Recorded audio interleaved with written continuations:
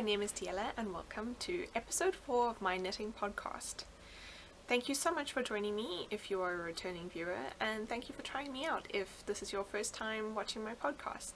I really appreciate the time that everyone takes out of their day to watch my podcasts. So I'm going to start off with where you can find me. I am on Ravelry as Craft Needle Addict, and I am on Instagram as xsoupx. And if you add me or follow me, then I always try my best to follow people back. And you can also find show notes for this podcast in the link below the YouTube video in the description box.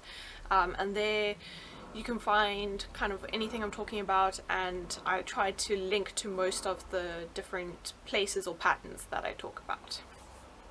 So, on to the good stuff, finished objects. So, as you can see, I'm wearing one of my finished objects. This is my shawl, which I knit for my grandmother. Oops. Go. And I really love it. This is the homage, I don't know how you pronounce it, shawl by Ellen Persbrandt, and there wasn't really any instructions for the colors in the shawl, but I just decided to do mine out of 3 colors, and once I kind of felt like I was running out of the light blue, then I moved on to the medium blue, and then after a little while I realized that the pattern was going to end soon, so I changed to the darker blue because that's what I wanted. And I really like how it came out, and I really think that my grandmother's going to love it. I'm so impressed with this little picot bind off. This is the first time I've done a picot bind off. As I said last time, first time working knitting in mercerized cotton, and first time knitting a shawl, and my first time doing any sort of like lacy design. As you can see up at the top here, and some of these are much more lacy. And I really think my grand's gonna love it, and especially as she often wears, like when it's cold or that sort of thing, and she's walking around because she likes going for walks, then she likes to have something nice and warm around her neck, so she will wear it more kind of like this, like a sort of scarfy vibe rather than like a over your shoulder shawl.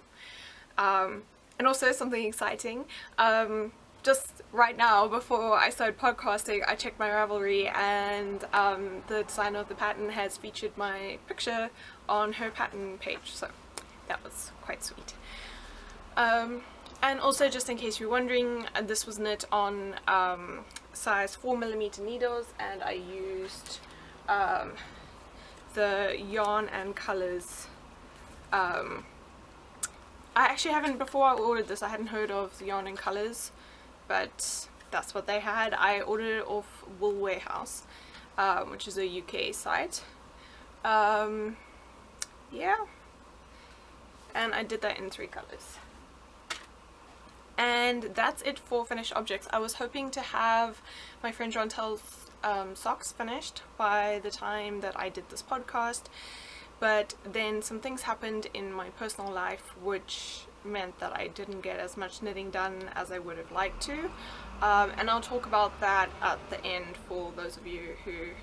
So if you're only interested in my knitting, then you don't have to watch that part. So Jontel's socks are part of my whips, so onto whips. And Jontel, if you're watching, please look away. So I finished the one sock. I have not woven in the ends or anything, but this is this, and I'm still totally in love with the colors. And this is the other one. Oh, I'm getting caught on things. Okay. I haven't, I'm just working on the foot, and then got to do the toe decrease, so I'm almost there. Like I said, I should have been able to get it done by today, but other things happened, and I ended up not doing that, but that's life. So yes, and Jontel, sorry, I forgot to mention, those have been knit with a West Yorkshire Spinners yarn. I will flash the name up on the screen so that Jontel doesn't get any ideas, and those are knit on 2.5mm needles. And so Yes, Chantal, you can look again. So for my needle adjacent projects, same as last time, I'm planning on next to cast on these bullfinch socks by the West Yorkshire Spinners. It's their signature 4-ply colour range, and it's the birds, so this is the bullfinch. And I really like the colour, and this is going to be for my uncle-in-law, and I really hope he will like them. Yeah, so that's what I'm planning to cast on next. I thought I would have cast them on by now, but yeah. And then I have another thing, which... So, I mentioned last time that my friend found some ladies at her work who all want to learn to knit, and so does she. And so I'm going to be teaching them to knit. Now, I'm like, it's on Saturday, so for me, well, as you might know, I film on Thursdays and I post on Fridays. So when you're watching this, it'll be Friday, so it'll be tomorrow, but at the moment it's in 2 days' time that I'm teaching them, and I'm really quite nervous. I've never taught a group of people before. I've never taught anyone to knit. I've taught people to crochet, and so I'm very nervous about how it's going to go. And also because I've taught like 5 people to crochet, and that went totally fine. But I've tried to teach my husband to knit, and I've tried to teach him to crochet, and he asked me. I didn't say like, oh, I think you should learn. He asked me, and he couldn't learn. So it put such a dent in my like, it gave me such self-doubt about my abilities to teach, although he's the only person I haven't been able to teach. So I don't know if it's just that he wasn't full-heartedly trying to learn. I don't know what it was, but that really has made me doubt myself. But I don't know, fingers crossed it'll all go well. So part of my next needle adjacent project is something I'm going to be knitting up for next week's time that I teach them. So this week I'm just going to teach them to knit and to purl. I've already cast on for them, so they don't have to faff or do anything like that. They just do that, and then in the next week I will teach them to cast off their little piece that they've done, and then we'll teach them to cast on, and they're going to be starting a project of little mittens. So I just want to test the pattern that I've found and make sure that it is enough yarn, because they've all got... I went out and bought the yarn with my friend, and we bought them 100 grams, so hopefully that'll be enough. And so I just want to test the pattern beforehand, so also I can show them what they're going to be doing. So I think it's nice when you've got a goal in mind. So this is some yarn from South Africa. It is 100% acrylic, and it's actually, I was using this as part of my crochet blanket, but because I'm going back to South Africa in April, I don't mind using this for the project, and then I'm going to use this for the project, and then I can just buy some more when I'm in South Africa. And then these will, once I'm finished them and once everyone's made their gloves, I will either gift these to my sister if she wants them, because I know she likes purple, but if she doesn't, I love purple too, so that's fine. I'll keep them for myself. And this is 100% acrylic because they're going to be using 100% acrylic, so they don't have to worry about making mistakes and wasting expensive yarn. And also because for my sister, she is allergic to wool, so acrylic's important. And so the gloves are just going to be like garter stitch gloves, and so just knit a rectangle and then seam it up the side and leave a space for your thumb. And the pattern that I found is a free pattern. It calls for 27, you cast on 27 stitches, and then you knit garter stitch for 40 to 60 rows. So gonna try that out and see how it works. I want to try it out before I make them do it and then it turns out terribly or something. Or if it does turn out terribly, then I'll know it's because they were struggling, not because it was a bad pattern or something. Yeah, so that's part of the needle adjacent.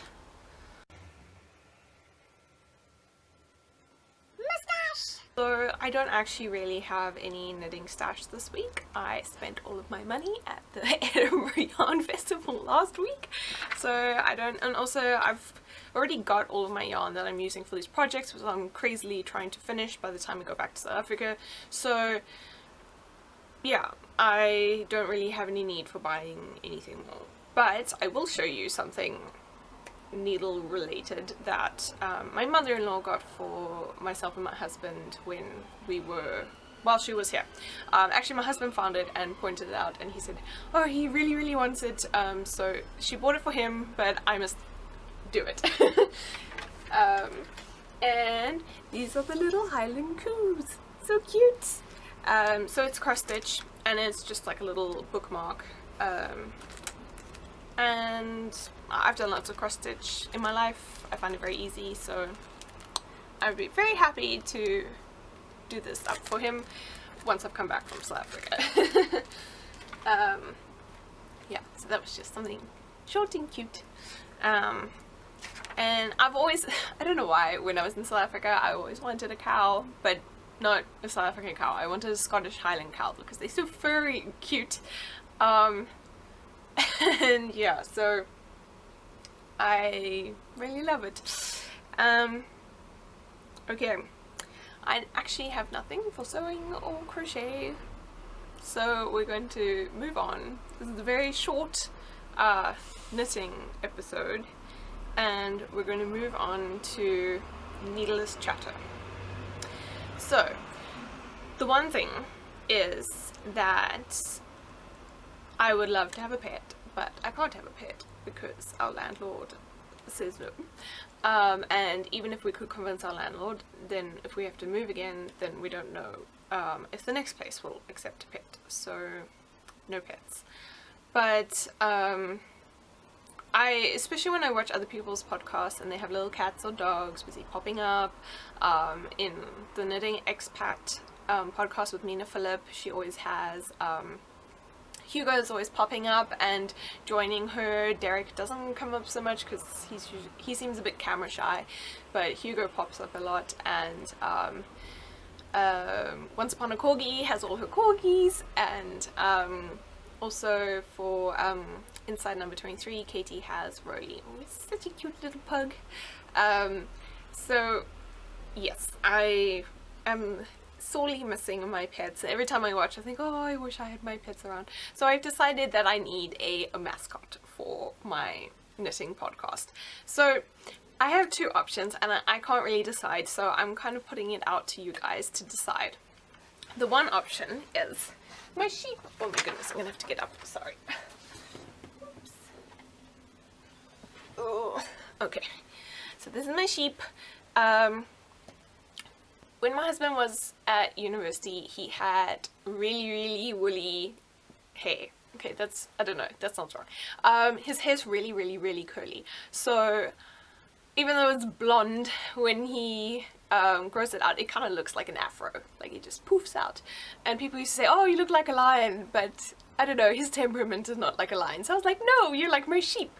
So I sometimes used to call him my sheep. And so one day he bought me a little sheep for my birthday, and so this is he's a little bit old. I think I've had him for about 5 years now, but he's my sheep and he's cute. He is. So this is the one option, and obviously being a sheep, he's very appropriate for a knitting podcast, so he's the one option. But then my other option is my coo, which my mother-in-law bought for me when she came. Oopsie. How cute is this coo? So I finally got my wish. Sort of, it's not really, but I finally got a fluffy coo. Yes, in Scotland we do not have cows, we have coos. And he's super adorable and he's Scottish, and since this is sort of a Scottish knitting podcast, he's also appropriate, so I can't decide whether I should have sheepy or coo. So I'm leaving it up to you. At the moment I posted on Instagram and asked people what they thought, and at the moment coo's busy winning.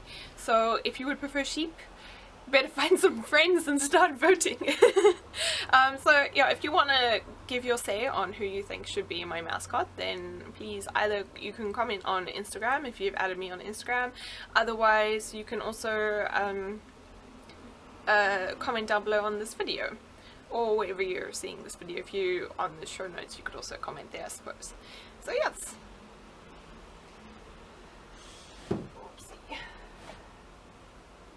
you could sit down.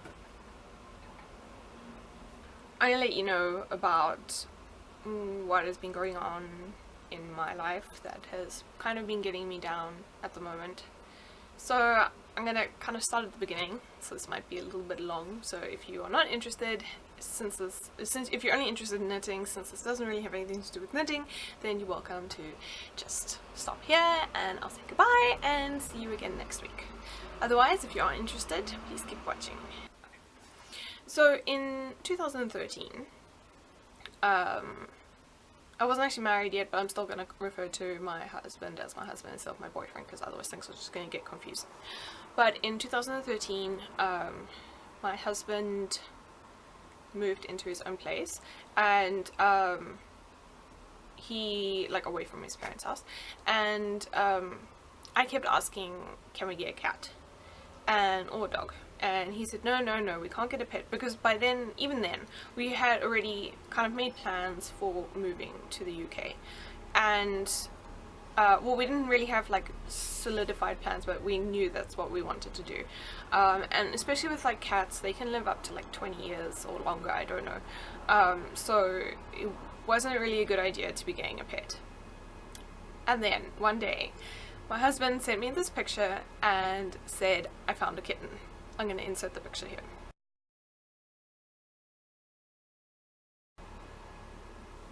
So that is the first picture ever of this kitten. And she was, we don't know exactly how old she was, we think she was about 4 weeks old. And we took her in and we just kept her. We just couldn't not keep her, even though the animal rescue shelters and stuff said, oh no, we can take a kitten, kittens get adopted really quickly, people love kittens. She had already wormed her way into our hearts, and we said no, we're gonna keep her. And so she was very anemic, and she had so many fleas, and yeah, she had to, but she was too young to have normal flea medication, so she had to have like a special bath and stuff. And I had to wake up like every 4 hours and feed her, because she was always hungry, and she couldn't regulate her own body temperature, so I had to have like a little warm, but like hot water bottle, but obviously not hot, and we put like a clock in there because that simulates like the mother's heartbeat ticking. So anyway, I had a lot of late nights, early mornings, busy up and down feeding this baby kitten, and if I wanted to go to university I had to make sure there was someone who could stay and look after her and feed her, so she really is very special to me. And we call her Salty because she's completely white, which is very unusual to find a stray kitten that's completely pure white. I mean, I don't even see people with pets they've bought with pure white cats, so it was very strange. We found her in a suburb in Cape Town called Salt River, so she became Salty. And yeah, so, and as she grew up, we think like maybe her mother was feral, and there had been some floods just before that, and maybe she got separated from her kittens or something, because Salty has a wild streak in her. When she was a kitten, she used to scratch a lot, like badly, but she's learned not to scratch, but she still hasn't learned not to bite. So for the most part she's fine, but if she gets even slightly irritated, she will bite, and she bites hard, and she'll often draw blood or something. So when we decided to move, I was so thankful that my mother and father and my sister took her in, because I didn't know how easily we were going to find another home for her, because she's quite a difficult cat. You have to know not to aggravate her, you have to know what aggravates her, and just kind of let her be. Like, if she wants to come cuddle you, that's fine, but you can't just try and force her to cuddle you, because she will bite you. So anyway, she's a troubled child. But anyway, so she's been living with my mom, and it seemed to be going pretty well. My mom, they have a dog,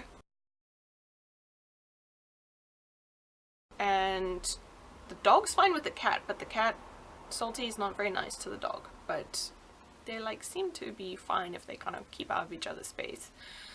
But we have another cat called Pangaea, or Pan for short. And well, not we, my mom has that cat, and the two of the cats, they seemed fine, like they don't fight, but you can see Salty doesn't cuddle my mom because my mom is Pan's human. Anyway, so over the weekend my parents were away at their holiday house and my sister was at home with the animals. And on Sunday night, was it Sunday night? No, I think it was Monday night.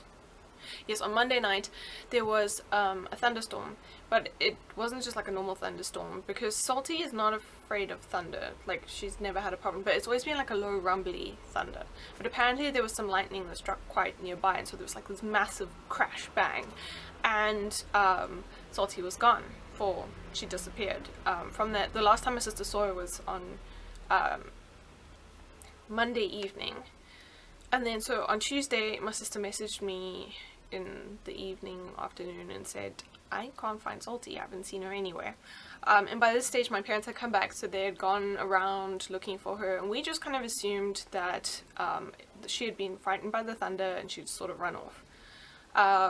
We spoke to all the neighbors because Salty is a special cat and she is not very confident about jumping. So sometimes she climbs up one of the trees in our garden and gets into the neighbor's garden, but they don't have a tree next to the wall, so then she thinks she can't jump back. I mean, I'm sure she can because our other cat jumps and the neighbor's cat jumps, but Salty doesn't think she can jump, so then she gets stuck in their property. But we spoke to all our neighbors, and I'm still part of some of the residents groups in the area on Facebook, so I posted on there and asked people to keep an eye out for her. But at about 8 or 9 p.m. my time, so it must have been 10 or 11 p.m. my parents' time, Salty came home, waltzed through the window like nothing had gone on. So we were so relieved and so happy.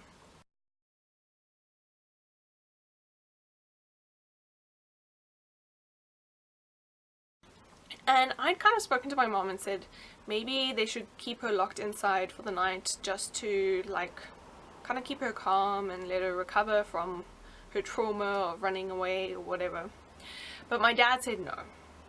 I think my dad thinks of her as like a little human because he's like, no, she came home, you can't punish her for coming home by locking her up or something like that.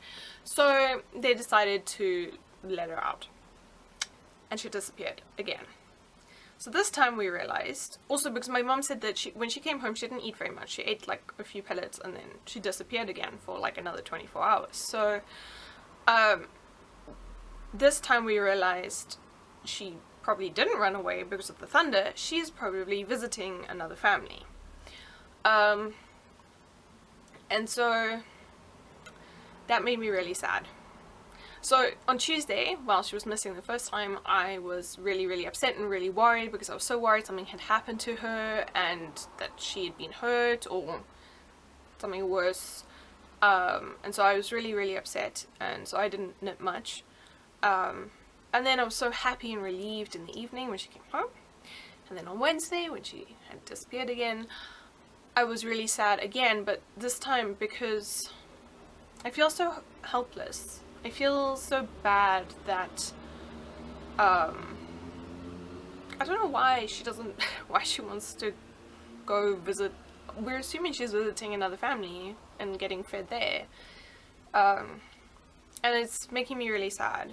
And my parents, she did come home again last night, which was such a relief for me.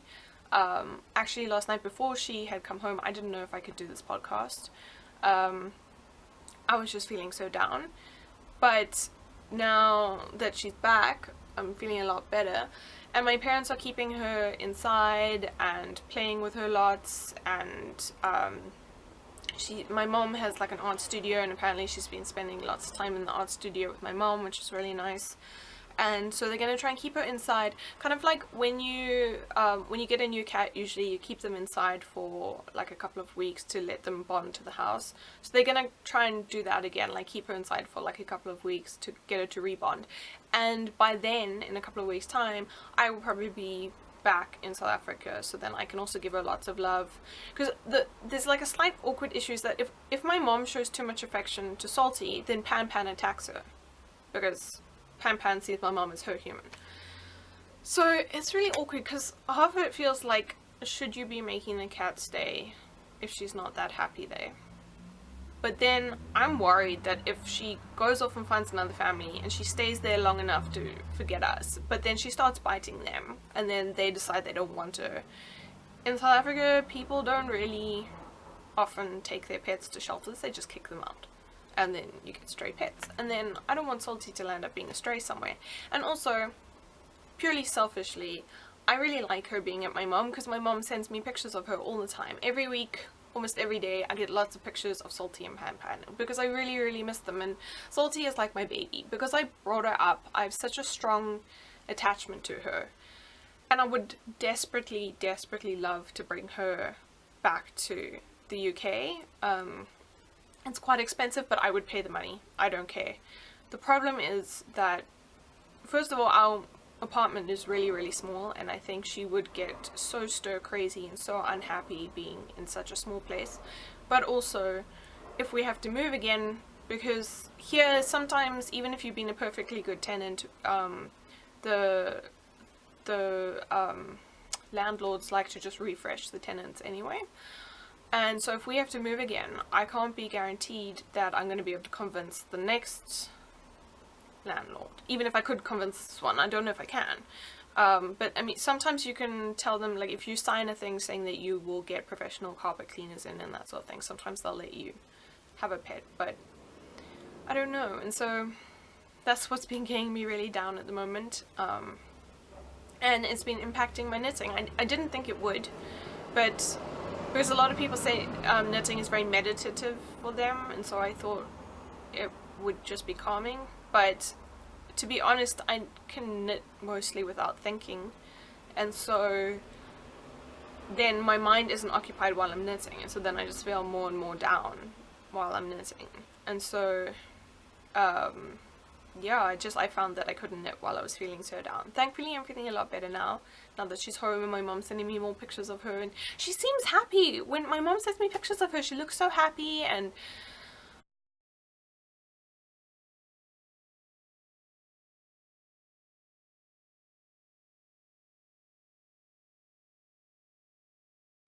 I don't know. Yeah, so that is my sob story. And the sob story is probably going to be longer than my knitting, but anyway, I'm sorry about that. But I wanted to put that out there so you know what's going on. And hopefully I will have a lot more knitting to show you next week. So thank you very much for watching, and if you stuck with me till the end, well done. And if you enjoyed this podcast, then please give a like and subscribe so that you can see more. Bye! I actually hadn't seen it the first like 3 or 4 times I'd walked around, but on the 5th time that I walked around, I spotted this yarn, and the moment I picked it up, I was like, I think I have to have it. I love it so much. It's got lovely purples and pinks and light blues, and it's called Fairy Dust, so it's just so perfect.